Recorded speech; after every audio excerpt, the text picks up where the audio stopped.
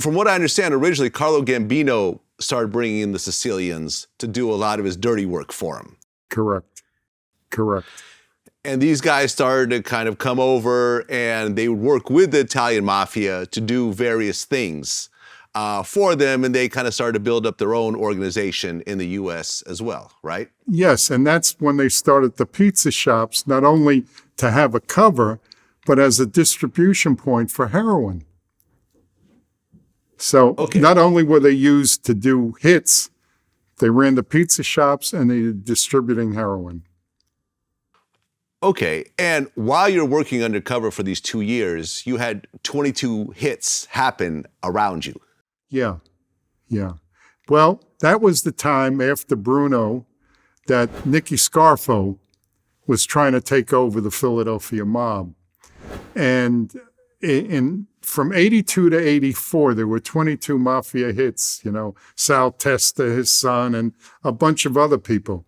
I remember we used to hang out in an after-hours club in Cherry Hill, New Jersey. It was called Club Enchante, and this is 1983. And you'd have the people from the Bruno mob, you'd have Nicky Scarfo, and then you'd have the Sicilians. And I, of course, was with the Sicilians. And I remember Alberto Ficalora saying to me, "You see those two guys over there?" And he was pointing to the Salina brothers. He says, "They show no respect." And he says, "We're men of honor, and they're showing no respect." A month later, both brothers were killed. And that's, it didn't matter to them, they had a particular code, and they stuck to it. Nicky Scarfo, of course, was a lunatic. He'd kill anybody just to get ahead. So now we're buying heroin from the Sicilians, and they decide they want to take them down, 84, 85. And they said, "We're going to get rid of the Sicilian problem." And I said to them, "Please don't do it. We're getting so much intelligence information from these people.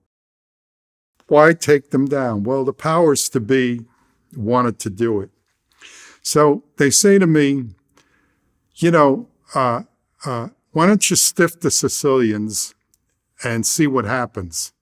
I says, "You have to be kidding me. If I stiff them, they're going to come out and kill me." I owed them, they used to give me the heroin on consignment. So I owed them $150,000. And they said, "Stiff them." So I disappeared. Well, of course, the Sicilians put a contract out on me. And they try to find me every way they could. I used to hang out at a restaurant in Cherry Hill called Sinelli's. And they would say, "Telephone call for Frank Pagano," and they'd be waiting to see if I went to the phone. The wise guys that introduced me, they says, "Oh, Frank's going to be at such and such a restaurant in Philadelphia." And sure as hell, there was a van outside the restaurant waiting for me. So now it comes time to arrest them. And the government says, call them up.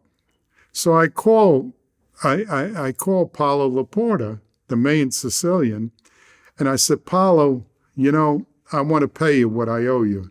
He says, "No, that's okay. It's already gone to the collection agency," meaning that the contract was out on me. So the arrests go down, and they find out that I was an undercover agent. And normally, you don't see them until you go to trial. But through their attorney, Laporta wanted to see me. And I says, either he's going to threaten me or I don't know. And so the assistant U.S. attorney said, "Do you want to go see him?" I says, "I have no problem with it."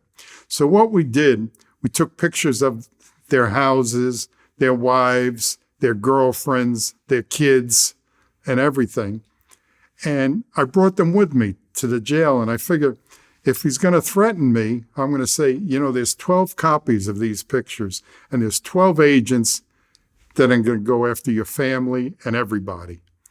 But it didn't work out that way. When I met him, he says, "Frank, ours was a gentleman agreement." He says, "It was a brotherly agreement." He says, but the people that introduced you to me, he says, they have to be held accountable.